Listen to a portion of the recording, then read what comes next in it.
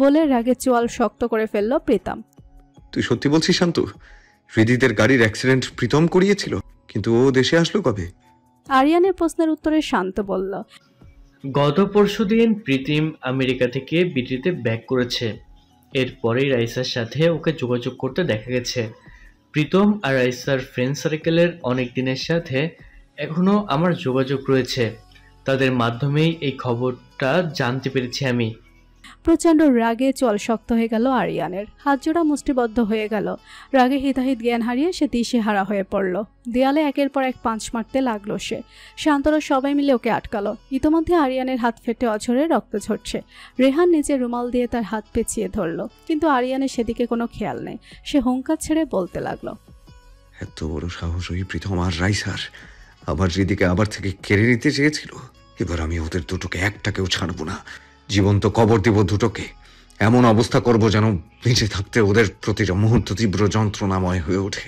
নিজের বেলায় ওদেরকে ছাড় দিয়েছিলাম, কিন্তু এবার ওরা আমার কলিজার গায়ে আঘাত দিয়েছে। এর মাসুল তো ওদেরকে দিতেই হবে। সুদে আসলে সব উসুল করবো এবার। পাগলের মতো গাড়ি ড্রাইভ করছে রাইসা। তাকে এই মুহূর্তে প্রচণ্ড উত্তেজিত এবং দিশেহারা দেখাচ্ছে, সেই সাথে পুরোপুরি বিধ্বস্ত মনে হচ্ছে। সেই রাতে প্রীতমের সাথে ঘনিষ্ঠ মুহূর্ত পার করার সময় সেসবের ভিডিও হিডেন ক্যামেরায় ক্যাপচার করে নেয় প্রীতম। এরপর সে প্রতিনিয়ত রাইসাকে ব্ল্যাকমেল করতে থাকে তার সাথে পুনরায় ফিজিক্যাল রিলেশনে অ্যাটাচড হওয়ার জন্য। রাইসা এটা নিয়ে তার সাথে প্রচণ্ড রাগারাগি করলে প্রীতম সেই ভিডিও ইন্টারনেটে ভাইরাল করে দেয়। অবশ্য নিজের চেহারা সে ব্লার করে ঢেকে দেয়, যার জন্য রাইসা পুরোপুরিভাবে ফেসে যায় এবং সে বেঁচে যায়। ভিডিও ভাইরাল হওয়ার পর থেকে লন্ডন থেকে রাইসার বাবা মা এটা নিয়ে তাকে প্রচণ্ড ধিক্কার জানাচ্ছে। তার রিলেটিভ এবং ফ্রেন্ড সার্কেলের সবাই তাকে ছিছি করছে। তাই প্রচণ্ড ডিপ্রেশনে সে গাড়ি নিয়ে প্রীতমের বাসার দিকে রওনা দিয়েছে। আজ প্রীতমকে সে খুন করে ফেলবে, এটাই তার প্রতিজ্ঞা। কিন্তু প্রচণ্ড বেপরোয়াভাবে গাড়ি ড্রাইভ করতে থাকে আচমকা একটা ট্রাকের সাথে মুখোমুখি সংঘর্ষে অ্যাক্সিডেন্ট করে রাইসা। সাথে সাথে তার গাড়িটা সম্পূর্ণ উল্টেছে এবং সে প্রচণ্ডভাবে আহত হয়। ড্রিঙ্কস করে হাইওয়েতে প্রচণ্ড দ্রুত গতিতে গাড়ি চালাচ্ছে প্রীতম। চারপাশে নানা গাড়িকে ধাক্কা দিয়ে ও টক্কর দিয়ে সে বেপরোয়াভাবে গাড়ি এগিয়ে নিচ্ছে। এজন্য অনেকে তাকে হুমকি ও সতর্ক করলেও সে বাধা মানেনি। তার জন্য হুঁশ নেই, থাকবেই বা কি করে। প্রায় 2 ঘন্টা ধরে বারে বসে লাগাতার ড্রিঙ্কস করেছে সে। একসময় পুলিশের ব্যারিকেড ভেঙে গাড়ি চালিয়ে নেওয়ার সময় পুলিশ তাকে ধাওয়া করে, কিন্তু কৌশলী প্রীতম পুলিশের চোখ ফাঁকি দিয়ে অন্য রাস্তায় গাড়ি ঢুকিয়ে দেয়, যার ফলে পুলিশ তাকে আর ধরতে পারে না। নিজের বুদ্ধিমত্তায় নিজেই বেশ সন্তুষ্ট হয় প্রীতম। চওড়া হেসে গাড়ির স্পিড কিছুটা কমিয়ে আনার সময় হঠাৎ সামনে কতগুলো মুখোশধারী অবয়বকে দেখে থমকে যায় সে। রক্তিম বর্ণ ঘোলাটে চোখ দুটো পিটপিট করে খুলে বোঝার চেষ্টা করে সামনে কারা আছে, কিন্তু স্পষ্টভাবে কিছুই দেখতে পারছে না সে। তাই গাড়ি থেকে নেমে তাদের দিকে এগিয়ে গিয়ে মাতাল কণ্ঠে বলতে থাকে, শালা কে রে তোরা? মাঝ রাস্তায় গাড়ি থামিয়ে ডিস্টার্ব করছিস? জানিস আমি কে? আমি প্রীতম হাসান শেখ। তোদের সবটাকে চুটকি দিয়ে উড়িয়ে দিতে পারি আমি। কথাটা বলা শেষ হওয়ার সাথে সাথে মাথায় প্রচণ্ড জোরে এক আঘাত পড়ল প্রীতমের। সাথে সাথে রাস্তায় লুটিয়ে পড়ল সে। 2 হাতে ভর দিয়ে উঠে দাঁড়াতেই সামনে এক জোড়া পাকে হকি স্টিক হাতে দাঁড়িয়ে থাকতে দেখল প্রীতম। ধীরে ধীরে সামনে তাকাতেই কালো মাস্ক সরিয়ে অব্যাপটি তার মুখ দেখালো। প্রীতম অবাক কণ্ঠে বলল, আরিয়ান? আরিয়ান হাঁটু ভেঙে বসে প্রীতমের 2 গাল শক্ত করে চেপে ধরে দাঁতে দাঁত চেপে কটমটিয়ে বলল, চিনতে পেরেছিস তাহলে? মনে আছে 6 মাস আগে এমনই এক মধ্যরাতে ঠিক এই হাইওয়েতে আমাকে ক্ষত বিক্ষত করে বিধ্বস্ত অবস্থায় মৃত্যুর জন্য ফেলে দিয়েছিলি তুই? তোর ভাড়া করা গুন্ডা দিয়ে আমাকে কি নিষ্ঠুরভাবে পিটিয়েছিলি? সেদিন আমি চেয়েও তোর উপর প্রতিশোধ নেইনি। সুস্থ হওয়ার পরও তোর উপর প্রতিশোধ নিতে চাইনি, ছেড়ে দিয়েছিলাম তোকে। কিন্তু আজ কেন তোকে এভাবে মারতে এসেছি জানিস? কারণ তুই আমার কলিজার ক্ষত করতে চেয়েছিস, তাকে মৃত্যুর মুখে ঠেলে দিতে চেয়েছিস। শুনে রাখ, Hridi is my heart, my love, my dream, everything. ওর গায়ে কেউ একটুখানি আঁচড় লাগাতে চাইলে আমি তাকে নিঃশেষ করে দেব। আর তুই তো ওকে একেবারে এই পৃথিবী থেকেই সরিয়ে দিতে চেয়েছিলি। তোকে আমি কি করে ক্ষমা করি বল? তোকে যে আজ তোর প্রাপ্য শাস্তি পেতেই হবে। তোকে যে আজ মরতেই হবে শয়তান। বলেই প্রীতমকে হকি স্টিক দিয়ে এলোপাথারিভাবে মারতে লাগলো আরিয়ান। তীব্র আকাশ রাগ ক্ষোভ ও ঘৃণার সংমিশ্রণে নিজের সর্বশক্তি দিয়ে প্রীতমকে পেটাতে লাগলো সে। প্রীতম প্রচণ্ড জোরে চিৎকার করে করে আর্তনাদ করতে লাগলো, কিন্তু হাইওয়ের এই অংশটা বর্তমানে জনমানব শূন্য থাকায় কেউ তাকে বাঁচাতে এগিয়ে আসলো না। ইতিমধ্যে আরিয়ান প্রীতমকে মেরে 3টা হকি স্টিক ভেঙে ফেলেছে। এভাবে প্রায় আধা ঘন্টা মারার পরেও আরিয়ানের বন্ধুরা ওকে দূরে টেনে নিয়ে গেল। আরিয়ানকে তবুও তাদের পক্ষে ধরে রাখা সম্ভব হচ্ছিল না। সে বারবার তেড়ে এসে প্রীতমকে মারার জন্য হাঁসফাঁস করছিল। শেষে অনেক কষ্টে বন্ধুরা মিলে আরিয়ানকে নিয়ে বাড়িতে বসিয়ে দেয়। তারপর আধমরা প্রীতমকে এক নজর ঘৃণার দৃষ্টিতে দেখে তারাও গাড়িতে গিয়ে বসে পড়ে। ওরা চলে যাওয়ার কিছুক্ষণের মধ্যেই পুলিশের গাড়ি সেখানে এসে পড়ে। তারা অস্পষ্ট গঙ্গানোর আওয়াজ করতে থাকা প্রীতমকে তুলে নিয়ে দ্রুত হসপিটালের উদ্দেশ্যে রওনা দেয়। সময় তার আপন গতিতে বয়ে চলেছে। সময় কারোর জন্য কখনো থেমে থাকে না। সে তার নিজস্ব গতিতে প্রকৃতির নিয়ম অনুসারে ক্রমাগত এগিয়ে যায়। সেই সময়ের পরিক্রমায় কারো জীবন থমকে যায় তো কারো জীবন পুনরায় নতুন করে ঘুরে দাঁড়ায়। কারো জীবন এলোমেলো হয়ে যায় তো কারো জীবন আবার রঙিন উজ্জ্বলতায় ভরে ওঠে। সেই মধ্যরাতে হাইওয়েতে পুলিশরা প্রীতমকে গুরুতর আহত রক্তাক্ত অবস্থায় খুঁজে পায়। দ্রুত তাকে হসপিটালে নিয়ে গিয়ে ইমার্জেন্সিভাবে অপারেশন থিয়েটারে নেওয়া হয়। অনেক কষ্টে তাকে বাঁচানো গেলেও টানা 1 সপ্তাহ আইসিইউতে থাকতে হয়েছিল তাকে। এরপরও অবশ্য পুরোপুরি ঠিক হয়নি সে। তার 2 পা এবং কোমর পুরোপুরি প্যারালাইজড হয়ে গিয়েছিল। সেই সাথে তার আরও একটি ভয়ঙ্কর রোগের সন্ধান দেয় ডাক্তাররা। তার দেহে দানা বেঁধেছিল প্রাণঘাতী রোগ এইডস, যেটা বিগত কয়েক মাস ধরে তার শরীরে দানা বেঁধে রয়েছে। অথচ সেটা সে কোনোভাবেই টের পায়নি। দেশি বিদেশি অসংখ্য মেয়েদের সাথে অবৈধ শারীরিক সম্পর্ক গড়ার উপযুক্ত ফলাফল হলো তার এই প্রাণঘাতী ভয়ঙ্কর রোগ। এক হিসেবে পাপের প্রায়শ্চিত্তও বলা যায়। নিজের ভয়ঙ্কর রোগের কথা জানার পর থেকে এবং নিজেকে এই শোচনীয় অবস্থায় দেখার পর থেকে প্রীতম সম্পূর্ণভাবে অপ্রকৃতস্থ হয়ে যায়। সে মানসিকভাবে সম্পূর্ণ উন্মাদ হয়ে যায়। বর্তমানে তাকে মানসিক হাসপাতালে ভর্তি করে রাখা হয়েছে। সেই সাথে তার এইডস ও প্যারালাইজড রোগের জন্য যথাযথ ট্রিটমেন্টও করা হচ্ছে। প্রীতমের বাবা আমেরিকা থেকে ফেরার পর থেকে অনেক টাকা খরচ করে নিজের ছেলের জন্য এইডস, প্যারালাইজড রোগ ও মানসিক রোগের ট্রিটমেন্টের জন্য বেশ কিছু স্পেশালাইজড রেখে দিয়েছেন। তারা প্রীতমের ট্রিটমেন্ট বেশ সিরিয়াসভাবে করে যাচ্ছেন। যদিও প্রীতমের বাবা স্পেশালিস্টরা জানেন প্রীতমের এই পৃথিবীতে হায়াত আছে বড়জোর আর মাত্র কয়েক বছর, তবুও তারা তাদের চেষ্টা চালিয়ে যাচ্ছেন। এদিকে প্রীতম বর্তমান নারকীয় যন্ত্রণা ভোগ করে যাচ্ছে প্রতিনিয়ত। তার দুঃসহ যন্ত্রণা আর্তনাদের যেন কোনো সীমা পরিসীমা নেই। অপরদিকে রাইসও এক রাতে বেশ গুরুতরভাবে কার অ্যাক্সিডেন্ট করেছিল। তখন সে কোনোভাবে প্রাণে বেঁচে গেলেও দেহের বেশিরভাগ অঙ্গ প্রত্যঙ্গ মারাত্মকভাবে ক্ষতিগ্রস্ত হয়েছিল। সেই সাথে নিজের দৃষ্টিশক্তি এবং বাকশক্তি চিরতরে হারিয়ে ফেলেছে সে। মাথায় প্রচণ্ড আঘাত পাওয়ার কারণে সেও প্রীতমের মতো মানসিকভাবে অপ্রকৃতস্থ হয়ে পড়েছে। তাই বর্তমানে তাকে পাবনা মেন্টাল হসপিটালে ভর্তি করে রাখা হয়েছে। পরিবার, আত্মীয়স্বজন, বন্ধুবান্ধব সবাই তাকে পরিত্যাগ করেছে। তার বর্তমানে আপনজন বলতে কেউ নেই। শুধুমাত্র তার বাবা মা দায়বদ্ধতার খাতিরে তার মানসিক চিকিৎসা পরিচালনায় অর্থের দায়িত্ব নিয়েছেন, কিন্তু তারা কেউ রাইসার কাছে আসে না। এই অবস্থায় আপনজনদের সঙ্গবিহীন রাইসা প্রচণ্ড নিঃস্ব অবস্থায় মানসিক হসপিটালে অত্যন্ত দুঃসহ দুর্বিষহ জীবন কাটাচ্ছে। কিছুদিন হলো তারা শরীরে মরণঘাতী এইডস রোগ প্রাথমিকভাবে শনাক্ত করা হয়েছে। প্রীতমের সাথে ঘনিষ্ঠ মুহূর্ত পার করার ফলে সেই ভয়াবহ রোগের জীবাণু প্রীতমের দেহ থেকে তার শরীরের মধ্যেও প্রবেশ করেছে, যার ফলে তাকে সম্পূর্ণ আলাদা একটি কক্ষে বেশ অবহেলিতভাবে ফেলে রাখা হয়েছে। তবে রাইসার এই অবস্থায় তার বাবা মা তাকে পরিত্যাগ করলেও তার চিকিৎসার সমস্ত খরচ তারা দূর থেকে বহন করে যাচ্ছেন। হসপিটাল কর্তৃপক্ষ যতটুকু সম্ভব তার ট্রিটমেন্টের ব্যবস্থা চালিয়ে যাচ্ছে। আরিয়ান রাইসার সাথে একবার দেখা করতে এসেছিল, কিন্তু রাইসাকে দেখে তার বিন্দু পরিমাণ খারাপ লাগেনি, বরং একটা ঘৃণা ও তাচ্ছিল্য অনুভূত হয়েছিল তার প্রতি। এই অনুভূতিটা রাইসার তার প্রতি চরম অন্যায় করার পরেও অনুভূত হয়নি, কিন্তু যখন সে তার হৃদিকে হত্যার ষড়যন্ত্রে সামিল হয়েছিল তখন থেকেই তার প্রতি বিন্দু পরিমাণ অনুকম্পা, করুণা অনুভূত হয় না আরিয়ানের। বদ্ধ কারাগারের মতো কোঠরির ভেতরে অপ্রকৃত অবস্থায় অন্ধ হয়ে শুধুমাত্র আরিয়ানের গলার স্বর শুনে তারই দিকে নিষ্পলক তাকিয়ে থাকা রাইসার দিকে আরিয়ান একটা তাচ্ছিল্য ভরা হাসি নিক্ষেপ করে শীতল কণ্ঠে কেবল বলেছিল, পাপ তার বাপকেও ছাড় দেয় না। একদিন না একদিন পাপীকে তার পাপের প্রায়শ্চিত্ত করতেই হয়। আমরা না শাস্তি দিলেও উপরওয়ালা ঠিকই কোনো না কোনোভাবে পাপীকে তার পাপের শাস্তি দিয়েই দেন। পৃথিবীতে এই মানুষ তার পাপের কিছুটা হলেও প্রায়শ্চিত্ত করেই যায়, যার জলজান্ত প্রমাণ তুমি রাইসা। অসংখ্য পাপ করেছো তুমি, ইহকালে নিজের পাপের কিছুটা শাস্তি ভোগ করছো, বাকি শাস্তি না হয় পরকালে গিয়ে ভোগ করো। তোমার প্রতি আমার বিন্দুমাত্র কোনো সহানুভূতি কিংবা দোয়া রইল না। উল্টো আমি চাই তুমি যতগুলো দিন এই পৃথিবীর বুকে বেঁচে আছো ততগুলো দিন যেন ঠিক এভাবেই শাস্তি ভোগ করে যাও। হৃদিতা কিছুটা স্বাভাবিক হয়েছে আজকে 2 দিন হলো। এখনও সে পুরোপুরি সুস্থ না হলেও জ্ঞান ফেরার পর থেকে সে উঠা বসা করতে পারছে, তরল জাতীয় খাবার খেতে পারছে এবং টুকটাক কথা বলতে পারছে, তাই তাকে কেবিনে শিফট করে দেওয়া হয়েছে। অপরদিকে আদনান, মিস্টার রায়হান শাহরিয়ার এবং আনিকা রায়হান প্রত্যেকে তাদের অ্যাক্সিডেন্টের প্রায় 3 দিনের মাথায় মোটামুটি ঠিক হয়ে গিয়েছিল, তাই তারা 3 জন এখন বর্তমানে পুরোপুরি সুস্থ আছেন। হসপিটালের বেডে বালিশে হেলান দিয়ে আতশোয়া হয়ে বসে রয়েছে হৃদিতা। তার পরনে হসপিটালের আকাশি রঙের একটি লম্বা পোশাক, কোমর অবধি পাতলা একটা কম্বল টেনে দেওয়া।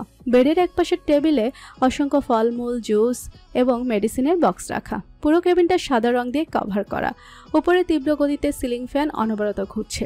জানালার সাদা পর্দা ভেদ করে শীতল বাতাস হুড়মুড়িয়ে কেবিনে ঢুকছে। শরতের শেষ দিক এটা, তাই বোধহয় প্রকৃতি তার সমস্ত রূপ উজাড় করে ঢেলে দিয়ে যাচ্ছে। এই মুহূর্তে আরিয়ান হৃদিতার ঠিক সামনে বসে তাকে অনেক যত্ন সহকারে স্যুপ খাইয়ে দিচ্ছে। ভেজিটেবল স্যুপটা কিছুটা গরম থাকায় আরিয়ান বারবার ফু দিয়ে চামচে করে সেটা হৃদিতার পানে এগিয়ে দিচ্ছে। হৃদিতা কিছুটা খেয়ে এবার বাচ্চাদের মতো করে বলল, প্লিজ আরিয়ান, আর খাবো না আমি। আরিয়ান চোখ পাকিয়ে বলল, এই স্যুপ তুমি পুরোটা শেষ করবে রিদি। তোমাকে পুরোপুরি সুস্থ হতে হবে, এর জন্য তোমাকে ঠিক মতো খাওয়া দাওয়া করে মেডিসিন নিতে হবে। হৃদিতা বিষণ্ণ মুখে বলল, সুস্থ হলেই তো তুমি আমাকে আবার কানাডা পাঠিয়ে দেবে, তাই আমি সুস্থ হতে চাই না। অসুস্থ থাকাটাই বরং আমার জন্য মঙ্গলজনক মনে করি আমি, কারণ অসুস্থ থাকার জন্য আমি তোমাকে কাছে পাচ্ছি এবং তোমার কেয়ারগুলো পাচ্ছি। হৃদিতা এক দৃষ্টিতে আরিয়ানের দিকে তাকিয়ে রইল। আরিয়ান সেদিকে তাকিয়ে আর কিছু বলতে পারল না। বুক চিরে একটা দীর্ঘশ্বাস বেরিয়ে এলো। হৃদিতা আবার বলল, আমি এই কয়েকটা দিনের জন্য অচেতন হয়ে আইসিইউতে পড়েছিলাম। তখন যে তুমি কি পরিমাণ পাগলামি করেছিলে, কষ্ট পেয়েছিলে, সেই সব মামুনি আমাকে বলেছে। এই কয়েকটা দিনেই তুমি আমাকে ছাড়া থাকতে পারোনি, তাহলে আমি এত দূর চলে গেলে এই কয়েকটা বছর তুমি আমাকে ছাড়া কিভাবে থাকবে আরিয়ান? আরিয়ান কোনো জবাব দিল না। বরাবরের মতো অসহ্য যন্ত্রণাগুলো বুকের ভেতর জোর করে চাপা দিয়ে রাখলো সে। হৃদিতার সামনে যে তাকে কঠোর থাকতেই হবে। একটা প্রলম্বিত শ্বাস ছেড়ে আরিয়ান বেশ শান্ত কণ্ঠে বলল, তোমাকে ছেড়ে থাকার যন্ত্রণা আমি সহ্য করতে পারবো না দিদি। হয়তো আবারও 13 বছর আগের সেই পুরনো আরিয়ান হয়ে যাব। তুমিও আমাকে ছাড়া ভীষণ কষ্ট পাবে, সেটা আমি জানি। আমিও অবর্ণনীয় কষ্ট ভোগ করব, সেটাও জানি। কিন্তু তোমার উজ্জ্বল ভবিষ্যতের জন্য, তোমাকে মাথা উঁচু করে দাঁড়ানোর জন্য আমি সেই কষ্টটুকু সহ্য করে নিতে রাজি আছি। তোমাকেও সহ্য করে নিতে হবে দিদি।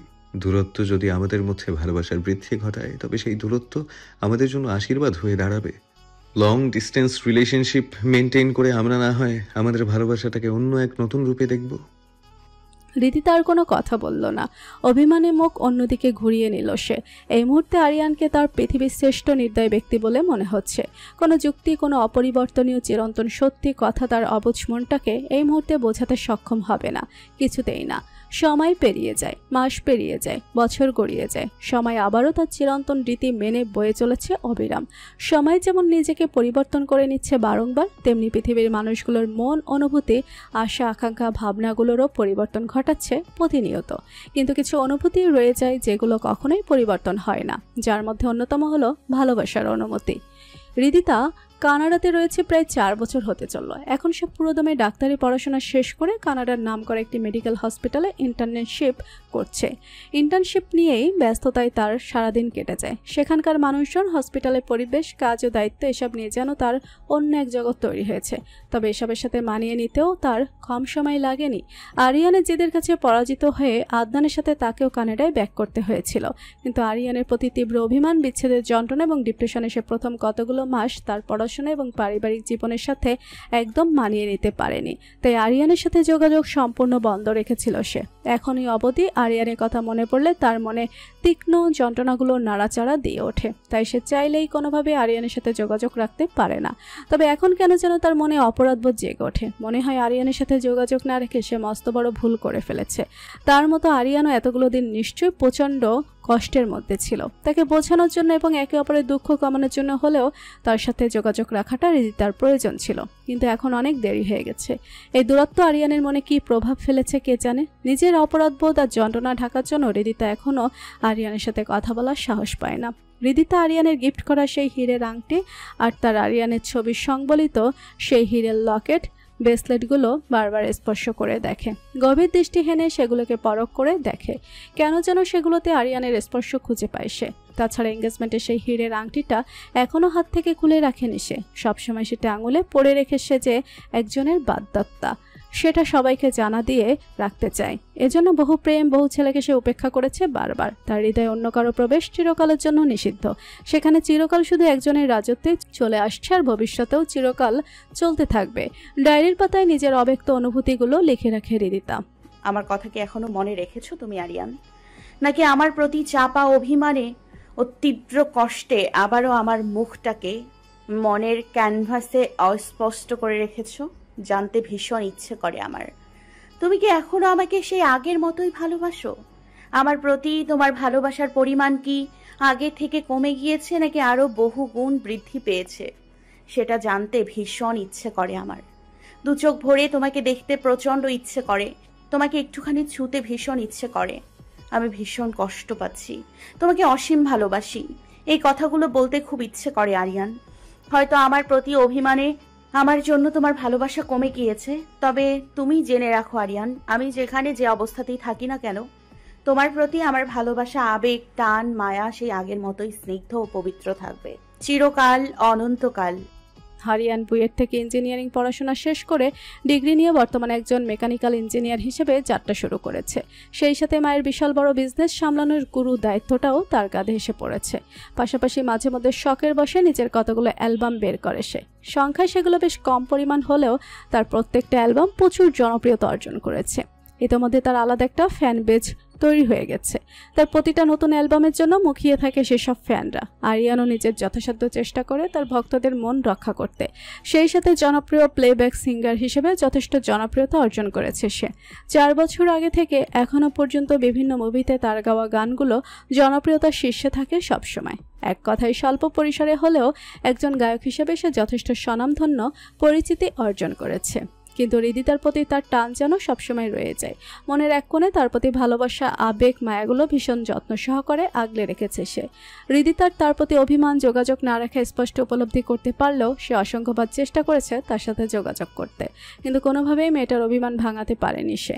শুধু বুকের ভেতর থেকে একটা তীব্র যন্ত্রণা, দীর্ঘশ্বাস বেরিয়ে আসতো সবসময়।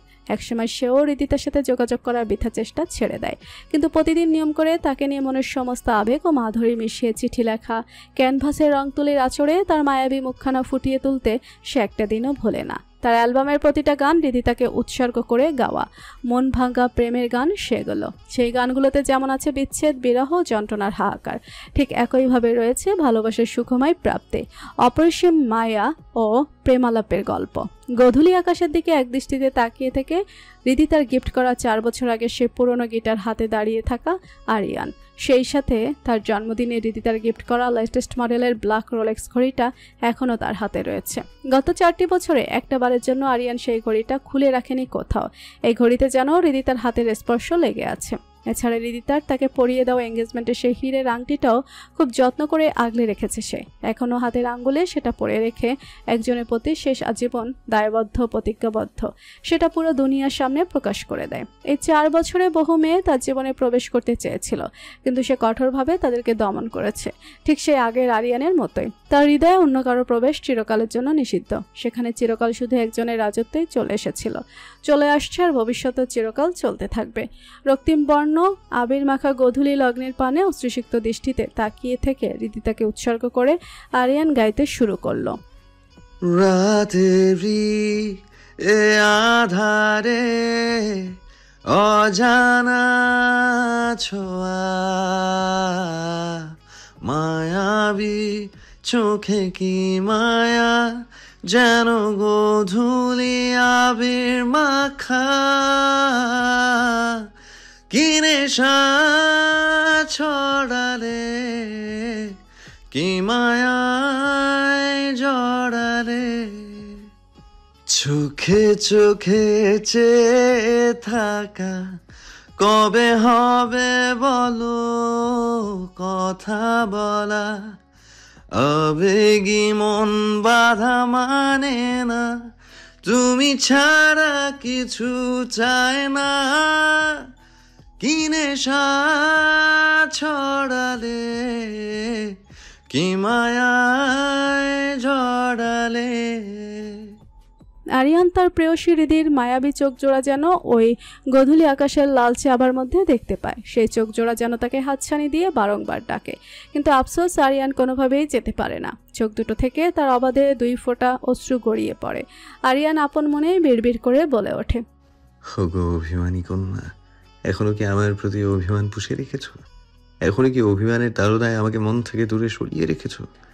আমি কি তোমার হৃদয়ের গহীন থেকে খুব দূরে চলে গিয়েছি, নাকি আরো তীব্রভাবে কাছে চলে গিয়েছি? খুব জানতে ইচ্ছে করে আমার। জেনে রাখো হে অভিমানী প্রেয়সী, তোমার প্রতি আমার ভালোবাসা একটুও কমেনি, বরং সময়ের সাথে পাল্লা দিয়ে বহু গুণ করে বৃদ্ধি পেয়ে চলেছে। আমার ব্যাকুল তৃষ্ণার্থ চোখ দুটো তোমাকে দেখার জন্য তীব্রভাবে আকুল হয়ে থাকে বারংবার। তোমাকে খুব করে কাছে টেনে বুকে জড়িয়ে নিতে ইচ্ছে করে। তোমার কপালে গভীর ভালোবাসার পরশ এঁকে দিতে ইচ্ছে করে। তোমাকে নিয়ে রচিত আমার সমস্ত গান তোমাকে শোনাতে ইচ্ছে করে। তোমাকে নিয়ে হাজারো প্রেমের কবিতা আবৃত্তি করতে ইচ্ছে করে। কিন্তু তুমি তো ধরা ছোঁয়ার বাইরে চলে গিয়ে আমার সাথে যোগাযোগের সম্পূর্ণ রাস্তাটাই বন্ধ করে দিয়েছো। তোমাকে ভীষণভাবে মিস করি, সে কথাটা আমি তোমায় বলতে পারি না। তোমাকে প্রচন্ড পরিমাণে সীমাহীন ভালোবাসি, কথাটাও একটাবার বলতে পারি না। আমার কোমলমতি হৃদি কবে থেকে এতটা অভিমানী আর পাষাণ মানবী হয়ে গেল? আমাকে তুমি একদম ভুলে গেছো আদনান। আমার সাথে ফোনে কথা বলো না, আমাকে আর আগের মতো সময় দাও না, এখন আর আমাকে আগের মতো ভালোবাসো না তুমি।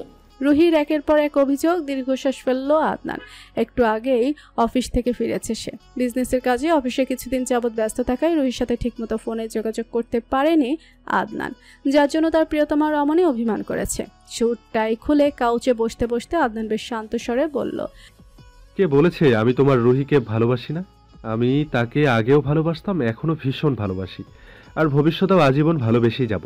আর তাকে ভুলে যাওয়ার তো কোনো প্রশ্নই ওঠে না। আমার প্রেয়সী রুহি আমার প্রতি এমন একটা অভিযোগ কি করে করতে পারলো শুনি?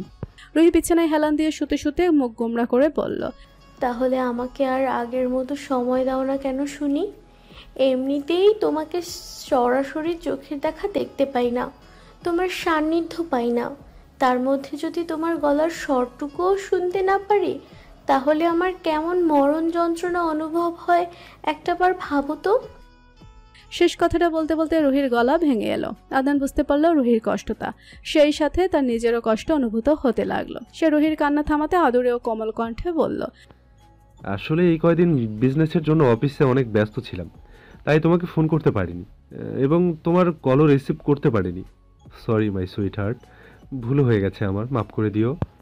রুহি উপচে পড়া কান্নাটা থামিয়ে মুহূর্তেই খুশি হয়ে বলে উঠল, ইটস ওকে মাই জান, তুমি খাওয়া দাওয়া করেছো? আদনান একটা দীর্ঘশ্বাস ফেলে বলল, না, মাত্র অফিস থেকে ফিরলাম, ফিরেই সাথে সাথে তোমাকে কল দিলাম। ইস, এত কষ্ট করে অফিস করে ক্লান্ত হয়ে বাড়ি ফিরেছো, সাথে সাথেই আমাকে কল দিতে হলো? একটু বিশ্রাম করে তারপর কল দিতে। আদনান একটা ছোট শ্বাস ফেলে বলল, আর একটু দেরি করে ফোন দিলে আমার জানেমান তো আরো রাগ করে বসে থাকতো। তখন আর রাগ ভাঙাতাম কি করে? সে তো তখন আমার সাথে কথাই বলতো না। তখন তো আমি মনের কষ্টে দেবদাস হয়ে যেতাম, নিজেকে আর সামলাতে পারতাম না। তখন আমার কি হতো? কে আমাকে সামলাতো? আমার তো আর 5টা 6টা গার্লফ্রেন্ড নেই যে তারা তখন আমাকে সামলাবে। শেষ কথাটা শোনা মাত্রই রুহি হই হই করে বলে উঠল, এই খবরদার মিস্টার আদনান শাহরিয়ার, এই মুখে আমি ছাড়া আর একটাও অন্য মেয়ের কথা শুনতে চাই না। আমি ছাড়া আরও গার্লফ্রেন্ড রাখার কথা কল্পনা করলেও তোমাকে মেরে একদম ভর্তা বানিয়ে দিব আমি। আদনান ঠোঁট চেপে হেসে বলল, আচ্ছা, তোমার কি মনে হয় না আমার এখানে আরো গার্লফ্রেন্ড জুটলেও জুটতে পারে? রুহি এবার একদম চুপ হয়ে গেল। কাঁদো কাঁদো কণ্ঠে বলল, তুমি আমার সাথে এমনটা করতে পারো না আদনান? তাহলে কিন্তু আমি মরে গিয়ে ভূত হয়ে তোমাকে সারা জীবন ধরে জ্বালাবো, আর তোমার এই পেতনি গার্লফ্রেন্ডটাকে ঘাড় মোটকে মেরে ফেলবো বলে দিলাম। রুহির কথায় আদনান শব্দ করে হহক করে হেসে উঠল। রুহি ভুরু কুচকে রইল। আমি হাসার মতো কি বললাম? আমি কিন্তু একদম সিরিয়াস। আদনান হাসি থামিয়ে সহজ কণ্ঠে বলার চেষ্টা করলো, ওরে আমার সিরিয়াস পেতনি রে। কি বললে? আমি কিন্তু আর তোমার সাথে কথা বলবো না বলে দিলাম। আরে না না, সুইট কিউট গুলুমুলু জানেমান, তুমি পেতনি, এই কথা কে বললো? তুমিই তো বললে। আচ্ছা আর বলবো না, যাও। আমার এত সুন্দর গার্লফ্রেন্ডকে আমি কি করে পেতনি বললাম? সে তো আমার দৃষ্টিতে পৃথিবীর শ্রেষ্ঠ সুন্দরী কন্যা। রুহি ফোনের আড়ালে নিঃশব্দে হাসলো, তারপর হঠাৎ করুণ কণ্ঠে বলল, দেশে কবে ফিরবে আদনান? তোমাকে দেখার, তোমার একটুখানি আলিঙ্গন পাওয়ার জন্য যে আমার হৃদয়টা প্রচণ্ড ছটফট করছে। আমি যে আর এত বিচ্ছেদ যন্ত্রণা সহ্য করতে পারছি না। আদনান একটা দীর্ঘশ্বাস ফেলে বলল, এই তো খুব তাড়াতাড়ি আমরা আবার ফিরে আসছি রুহি। আমি, রিদিতা, ড্যাড, মাম্মা সবাই আসবে। রুহি প্রথমে প্রচন্ড খুশি হলেও পরক্ষণে মন খারাপ করে বলল, আরিয়ান ভাই আর হৃদিতা আপুর মধ্যে কোনো যোগাযোগ হয় না, তাই না আদনান? মামিদের বাসায় গেলেই আরিয়ান ভাইয়াকে সবসময় মন মরা হয়ে থাকতে দেখি আমি। আদনান বেশ নিচু স্বরে বলল, হ্যাঁ সেটাই তো মনে হচ্ছে। হৃদিতা কানাডায় আসার পর থেকেই আরিয়ানের প্রতি মনে প্রচণ্ড অভিমান পুষে রেখেছে, তাই নিজের কষ্টগুলো কমাতে আর ইচ্ছে করেই আরিয়ানের সাথে যোগাযোগ করেনি সে। এখন হয়তো অভিমান অনেকটা গলে গিয়েছে, কিন্তু তবুও হৃদি আরিয়ানের সাথে যোগাযোগ করার সাহস পাচ্ছে না। এতে আরিয়ান ভীষণ কষ্ট পাচ্ছে, আমি সেটা বুঝতে পারছি। তবে হৃদিতাও ভীষণ কষ্টে রয়েছে। ইন্টার্নশিপ করার সময় আর আমাদের সাথে কিছু সময় কাটানো বাদে বাকি সময়টা সে সবসময় মনমরা হয়ে থাকে। আরিয়ানের সমস্ত স্মৃতি এবং তাকে নিয়ে ডায়েরিতে পৃষ্ঠার পর পৃষ্ঠা লিখে প্রতিনিয়ত সময় কাটায় সে। মাঝে মধ্যে লুকিয়ে কান্নাও করে। সে ভাবে এসব সম্পর্কে আমরা কিছুই জানি না। কেউ কিছু না জানলেও না বুঝলেও আমি জানি, সব কিছু বুঝি, কারণ আমি হৃদিতার ছোটকালের অন্যতম বেস্ট ফ্রেন্ড। তাই সে মুখে কিছু না বললেও তার চোখের ভাষা পড়ে আমি আমার কষ্টটা বুঝতে পারি, কিন্তু কিছুই করতে পারি না তার জন্য, কারণ তাকে ঠিক রাখার মানুষটাকে কোনোভাবেই তার কাছে এনে দিতে পারছি না। এটা আমার সবচেয়ে বড় ব্যর্থতা। তাই সবকিছুই সময়ের উপর ছেড়ে দিয়েছি আমি। আশা করি সময় আরও সবকিছু ঠিক করে দেবে, দুজনের মধ্যে দূরত্ব ঘুচিয়ে দিয়ে আবারও দুজনকে কাছাকাছি এনে দেবে। ওদের দুজনের কষ্টটা আমাদের থেকেও অনেক গুণ বেশি হয়, তাই না আদনান? আদনান একটা তপ্তশ্বাস ফেলল। তার মাঝে মাঝে নিজেকে প্রচন্ড অপরাধী মনে হয়, অনুশোচনা হয় মনের ভেতর। মনে হয় আরিয়ান আর হৃদিতাকে আলাদা করার জন্য একমাত্র সেই দায়। সে ভাঙা কণ্ঠে রুহিকে বলল, আমার মাঝে মধ্যে কি মনে হয় জানো রুহি? কি মনে হয় আদনান? আর তোমার গলার স্বর হঠাৎ করে এভাবে পাল্টে গেল কেন? আদনান গলার স্বরের প্রতি বার্তা না দিয়ে পুনরায় একই কণ্ঠে বলতে লাগলো, মাঝে মধ্যে মনে মনে প্রচণ্ড অপরাধবোধ আর অনুশোচনা হয় আমার। মনে হয় আমার জন্যই আরিয়ান আর হৃদিতা এতটা দূরত্বে অবস্থান করে, এতটা কষ্টে নিমজ্জিত হয়ে রয়েছে। কারণ আমি আরিয়ানকে বলেছিলাম তার আর হৃদিতার ভালোর জন্যই এই কয়েকটা বছরের দূরত্ব প্রয়োজন। বলেছিলাম দুজন দুজনার জায়গায় প্রতিষ্ঠিত হয়ে পরবর্তীতে বিয়ের মতো পবিত্র বন্ধনে আবদ্ধ হলে সেটা ভালো হবে। আমার কথা রাখতে আরিয়ান মনে মনে তীব্র কষ্ট চেপে রেখে সেটাই করলো।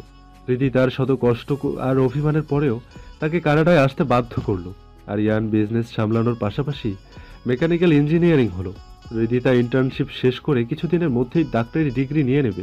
আমার কথা মতো আরিয়ান আর হৃদিতা দুজনের জায়গায় প্রতিষ্ঠিত হলো ঠিকই, কিন্তু বিনিময়ে দুটো ভালোবাসা কাতর হৃদয় বিচ্ছেদ আর বিরহের যন্ত্রণায় প্রতিনিয়ত স্পষ্ট হচ্ছে। রুহি একটা দীর্ঘশ্বাস ফেলে বলতে লাগলো, তুমি ভুল কিছু করনি আদনান, যার জন্য তোমাকে অনুশোচনা কিংবা অপরাধবোধে ভুগতে হবে। কারণ এই কাজটা করার পেছনে তোমার কোনো খারাপ উদ্দেশ্য ছিল না, বরং তুমি দুজনার ভালো চেয়েছিলে। আর সত্যিকার অর্থে দুজনারই এতে ভালোই হয়েছে। কিছু পেতে হলে কিছু ত্যাগ করতে হয়, এটাই দুনিয়ার নিয়ম। আরিয়ান ভাইয়া আর হৃদিতা আপু এখন নিজেদের জায়গায় প্রতিষ্ঠিত হয়ে বিয়ে নামক পবিত্র মিলনে আবদ্ধ হলে সেটাই হবে সবচেয়ে ভালো। তাছাড়া দীর্ঘ প্রতীক্ষার পরে ওদের মাঝে যে মধুর মিলন হবে সেটা যে কোনো কিছুর চেয়েও অতি মূল্যবান জিনিস। আর তাছাড়া আমরাও তো বহু বছর দূরত্বে অবস্থান করে বিচ্ছেদ বিরহের যন্ত্রণা অনুভব করছি, শুধুমাত্র একটা সুন্দর পবিত্র ও সমৃদ্ধ মিলনের জন্য। দীর্ঘ প্রতীক্ষার পর আমাদের যে সুখের মিলন হবে সেটা হবে অত্যন্ত মধুর। এ সময়ের মধ্যে আমরা আমাদের জীবনটাকে আরো সুন্দরভাবে গুছিয়ে নিতে পেরেছি, এটাই বা কম কিসে? কিন্তু আমাদের মধ্যে যেভাবে ভালো আন্ডারস্ট্যান্ডিং চলছে ওদের মাঝে তো আর সেটা চলছে না। পরবর্তীতে ওদের সম্পর্কে যদি খারাপ প্রভাব ফেলে? রুহি মিষ্টি করে হেসে বলল, আমি আরিয়ান ভাইয়া আর হৃদিতা আপুকে চিনি আদনান, তাদের ভালোবাসাও খুব কাছ থেকে দেখেছি। যদিও সেটা খুব অল্প সময়ের জন্য ছিল, কিন্তু তাতেই আমি বুঝে গেছি তারা তৈরি হয়েছে একে অপরের জন্য। তাদের ভালোবাসার বন্ধন অত্যন্ত দৃঢ় ও মজবুত। তারা জনম জনমের সঙ্গী। পৃথিবীর যে কোনো প্রান্তে যত কালের জন্যই তারা আলাদা হয়ে থাকুক না কেন, তাদের ভালোবাসা কোনো দিন এক বিন্দু পরিমাণ কমবে না, বরং সময়ের সাথে পাল্লা দিয়ে ক্রমান্বয়ে বৃদ্ধি পেয়ে যাবে, যেটার বাস্তব প্রমাণ আমরা সবাই এর আগেও দেখেছি। দীর্ঘ 13 বছর তারা একে অপরের সাথে যোগাযোগ না রেখেও কিভাবে দুজন দুজনকে গভীরভাবে ভালোবেসেছিল, মনেরও ভালোবাসার তীব্র টান কিভাবে দুজনকে একসাথে মিলিয়ে দিয়েছিল। এবারও দেখবে ঠিক এমনটাই হবে আদনান। সমস্ত মান অভিমান দ্বিধাদ্বন্দ্ব ভুলে আবার দুজন একে অপরের কাছে চলে আসবে। তাদের ভালোবাসা পবিত্র বন্ধনের মাধ্যমে আজীবনের জন্য পূর্ণতা পাবে। রুহির কথায় আদনান একটা স্বস্তির নিঃশ্বাস ফেলল। তার বুকের ভার, অপরাধবোধ, অনুশোচনার পাল্লা কিছুটা হলেও হালকা হয়েছে। এজন্য মেয়েটাকে তার এত ভালো লাগে। তার প্রতি ভালোবাসা ক্রমশ বৃদ্ধি পেয়ে যায়। সুন্দর সুন্দর কথা বলে মুহূর্তেই তার মন হালকা করে দিয়ে খুশিতে পরিপূর্ণ করে দেয় মেয়েটা। শুরুতে আদনানের রুহিকে ইমম্যাচিওর মনে হলেও মেয়েটা যে যথেষ্ট ম্যাচিওর সেটা এতদিনে বুঝতে পেরেছে আদনান। তবে শুরু থেকেই এখনও মাঝে মধ্যে রুহি যেসব বাচ্চাপনা করে সেগুলো উপভোগ করতে বেশ ভালোই লাগে আদনানের। হঠাৎ সাদিকা বেগম রুহিকে ডেকে ওঠেন। রুহি তাড়াতাড়ি করে আদনানের উদ্দেশ্যে ব্যস্ত কণ্ঠে বলল, আম্মু আমাকে ডাকছে, আমাকে তাড়াতাড়ি যেতে হবে। তাড়াতাড়ি আমাকে একটা মোবাইল কিস দিয়ে দাও তো। আদনান মৃদু হেসে মোবাইলের স্ক্রিনে শব্দ করে একটা চুমু খায়। রুহির পাগলামিতে তাদের ফোনে কথা হওয়ার সময়টায় কথা শেষ করার পরপরই প্রতিনিয়ত তাকে এই কাজটা করতে হয়। ভিডিও কল দিলে সেখানেও ফোনের স্ক্রিনে একে অপরের মুখাভাবে এই কাজটা করতে হয়। রুহি তাতেই অনেক খুশি হয়ে যায়। রুহি নিজেও এভাবে কিস করে দেয় আদনানের উদ্দেশ্যে। আজকেও তেমনভাবে খুশি হয়ে আদনানকে ফিরতি মোবাইল কিস দিয়ে কল কেটে দ্রুত রুম থেকে বেরিয়ে গেল সে।